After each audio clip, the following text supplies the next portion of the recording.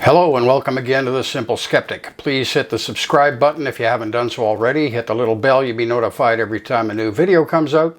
And as I've said, every video, hit the up or down, thumbs up, thumbs down. That's entirely up to you.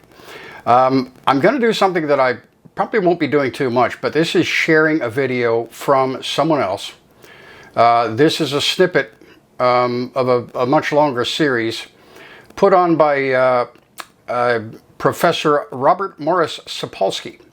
He's a neuroendocrinology researcher and author. He's a professor of biology, neurology, neurological sciences, and neurosurgery at Stanford University. He's got credentials.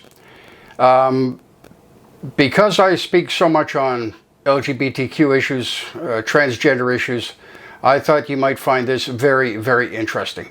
For those who still refuse to see transgender LGBTQ as something that's innate, if you refuse to believe that, if you still see it as a choice, then I'm sorry. After this, there's really not much hope for you, and I don't have much time for you. Let's go ahead and play it. Ask, okay, well, what about the neurobiology of sexual orientation in women? Vastly smaller literature, far, far less studied. What has been showed so far are only two endpoints. One is the same deal with the fourth to second finger ratio. On the average, gay women have the ratio more typical of straight men than straight women. The other thing that's been shown is the same autoacoustic reflex thingy going on there. Final realm of neurobiology, rather than issues of gay versus straight, what is the neurobiology of transsexuality? And that used to be considered to be purely a domain of psychopathology.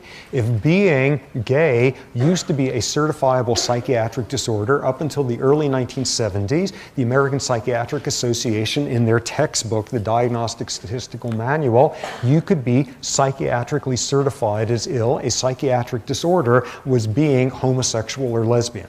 And then in what had to have been one of the more all-time blowout committee meetings ever, they decided that, no, actually it's not a psychiatric disorder, and overnight about 40 million Americans were cured of a psychiatric disease. The notion of transsexuality as a psychiatric disorder has had much, much longer shelf life.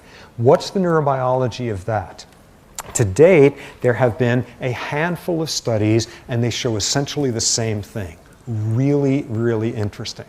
Another region of the brain that shows a sex difference in its average size. Don't even worry about the name of this. It's called the bed nucleus of the striae terminalis. It's where the amygdala begins to send its projection into the hypothalamus. Another one of those gender differences, there's one type of neuron in there with a certain type of neurotransmitter where very, very reliably it is about twice the size in males than in females. Sufficiently so that even in human brains, you could pretty confidently determine the sex of somebody by seeing the number of these neurons. You'll see I'm not even saying the name of the neurotransmitter. It's irrelevant. It's just another one of those differences, a dimorphism in a region of the brain, a really, really reliable one.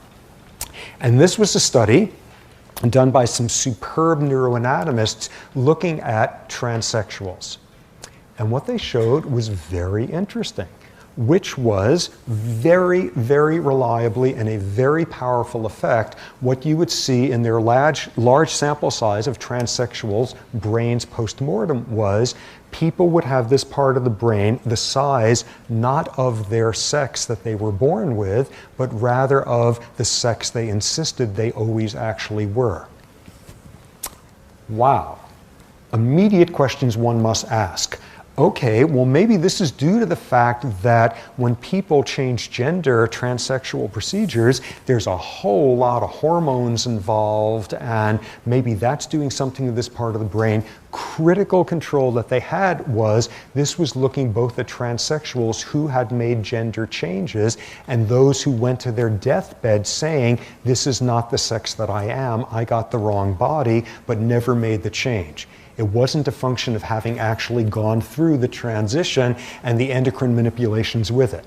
Another control they had which was looking at men who would get a certain type of testicular cancer where they would have to be treated with certain feminizing hormones. In other words, very similar to some of the endocrine treatments of male to female transgendered individuals, and post-mortem, you didn't see the changes there. It has nothing to do with the hormones. It had to do with the person insisting from day one that they got the wrong body. And this was a landmark study, fabulously well done and controlled, and replicated once since then, showing that what transsexualism used to be thought of is that people who think that they're a different gender than they actually are. What this study suggests is what transsexualism is about is people who got the wrong gendered body. And these are people who are chromosomally of one sex. In terms of their gonads, they're of that sex. In terms of their hormones, they're of that sex. In terms of their genitalia and their secondary sexual characteristics, they are of that sex. But they are insisting that's not who I really am. This part of the brain agrees with them. Also, very interestingly, that study was done by the same Dutch scientists who did this one. Again, this is very complex terrain in terms of what these things wind up implicating. Interestingly, that study was published right around the time that the city of San Francisco did something very cool, which was for city employees now, medical insurance will cover transgender operations. However, there's no evidence that the obscure endocrine journal published out of Latvia or something did that like the afternoon before, the San Francisco commissioners had their meeting on that one. But nonetheless, this is a subject with all sorts of realms of implications. One additional study about transsexualism. Okay, how many of you know about phantom limb syndrome? Okay.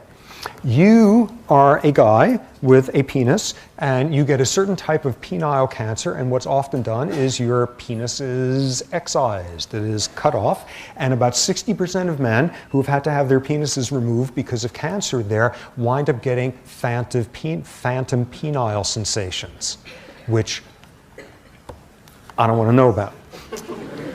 What you see, though, is when you take transgendered individuals who go from male to female, in other words, as part of it, having their penises removed, 0% rate of penile phantom sensation. Suggestion being that there is something much more normal in that case than when a penis is being removed for cancer. A whole new area of research, very novel, very challenging. Okay, so this has given us a sense now of this bucket. And we are now ready to move on to what in the environment releases some of these fixed action patterns of sexual behavior, what in the environment is doing this or that to the medial preoptic area or the amygdala or vasopressin receptor levels or any such thing. What are the sensory triggers for the neural... Clear enough? Like I said, if you don't get it after that, I really don't want much more to do with you.